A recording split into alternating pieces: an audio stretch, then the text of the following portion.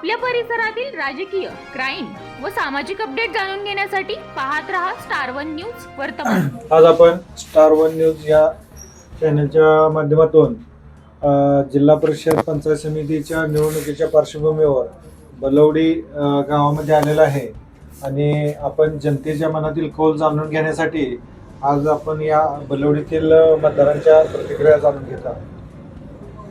आपलं काय नाव सर? मी विद्यमान डेप्युटी सरपंच आहे बलवडी गावचा।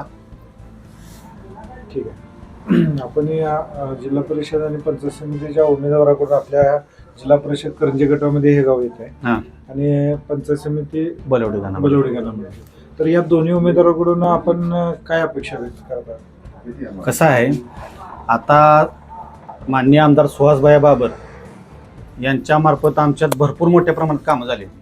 आता सांगायचं म्हटलं तर आता नवीनच भूड बलवडी रस्ता झाला, त्याचबरोबर बलवडी खानापूर एक मोठा रस्ता झाला, सुभाषाबा गायकवाड तिथे एक मोठा रस्ता त्यांचा झाला आणि आता जाधववाडी ते बलवडी हा रस्ता मंजूर झाला आहे। त्यामुळं कसं आहे, जे आमदार जे सांगतील, जे उमेदवार देतील ते आमचा फायनल, म्हणजे आता सुहास नाना उभा राहिलेले आहेत, पण आमदार सुहास नानाला मत म्हणजे आमदारला मत, कारण एवढ्या मोठ्या प्रमाणात आमच्यात कामं झाली ती। आता 2 पूल झाले मंजूर झालेत, म्हणजे काम चालू आहे, पूर्णत्वाला आलेलं आहे। पुन्हा 2 बंधारे झाले आमदारांच्या बाबतीत, म्हणजे एवढी मोठ्या प्रमाणात कामं केली की आम्हाला असं काय वाटतच नाही की कुठल्या उमेदवाराची काय अपेक्षाच राहिली नाही, असं एवढी मोठ्या प्रमाणात कामं केली ती। पण अजून आमदार आम्हाला भरपूर कामं करणार, वैयक्तिक असू द्या, सार्वजनिक भरपूर कामं करते।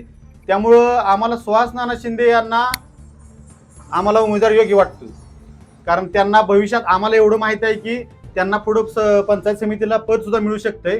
त्यामुळं आणि हा घाटमात्याचा खामक्या उमेदवार म्हणलं तर चालतंय, सुहास नाना शिंदे।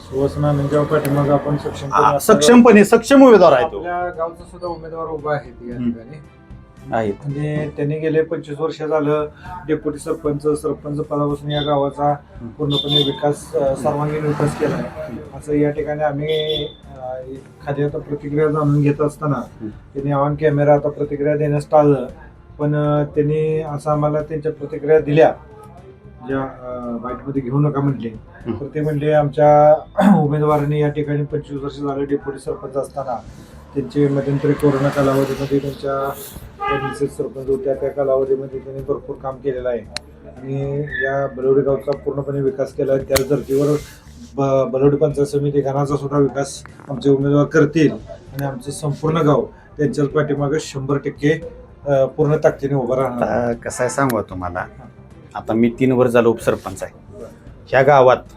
आता ही मराठी शाळा आहे का नाही, ह्या शाळेमध्ये मुतारी नव्हती, शिक्षकांनाही बाहेर जायला लागायचं, पण आता 2 मुतारी केल्यात, बघून या तुम्ही कशा आहेत ते।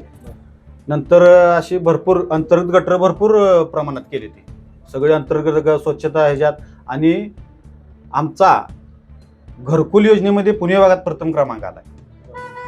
त्यामुळं आमची कामं आता सोलर सिस्टीम बसवल्या पाणीपुरवठा विहिरीवर, 35 ते 40 हजार रुपये महिन्याला जी बिल येतंय, ती बिल आम्हाला म्हणजे आमची बचत झाली, त्यामुळे आम्ही वेगळा विकास अजून करू शकतो ना गावासाठी। सोलरच्या माध्यमातून आपली वीज बचत झालेली आहे आमची, आणि त्यानुसार जे आपले त्या ठिकाणची रक्कम वाचलेली आहे इतर कामासाठी आम्ही हे करू शकतो। पाणी पुरवठा असू द्या, वीज असू द्या, रस्ते असू द्या, अतिशय कामं योग्य प्रमाणे आमदार आमचे करतायत।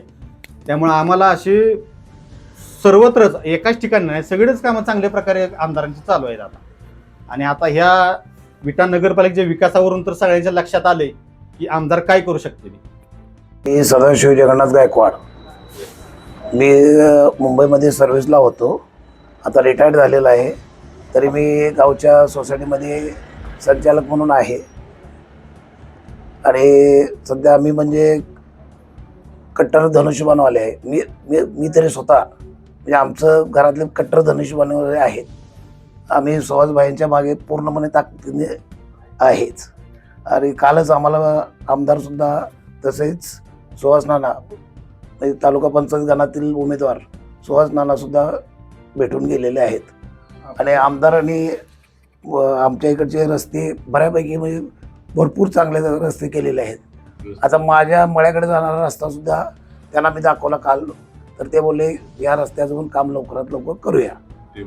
टेंबूचं पाणी माझ्या जवळ म्हणजे शेताजवळूनच जात आहे सध्या, त्यामुळं आपल्याला टेंबूच्या पाण्याचा पण फायदा भरपूर झालेला आहे. आणि हे अनिल भाऊंच्या काळामध्येच ही टेंबूची योजना चालू झालेली आहे. बाकी आता कोणी काही सांगतं ना आम्ही केलं ते काय नाही. पहिलं तुम्हाला माहितीच असेल मनोहर जोशी असतानाच स्टार्ट झालेली योजना अनिल भाऊने पुढे ती हे केली आणि त्यांच्यानंतर आता सुहास भैया एकदम नेट जोरदार हे करत आहेत. मी विरोधाबद्दल काय बोलू शकत म्हणजे बोलतच नाही. माझी ठाम भूमिका आहे आम्ही धनुष्यबाणवाले, त्यामुळे मला विरोधकाबद्दल काय कोण त्याचं काय अशा बातम्या पाहण्यासाठी आमच्या चॅनेलला लाईक, शेअर, सबस्क्राईब करा.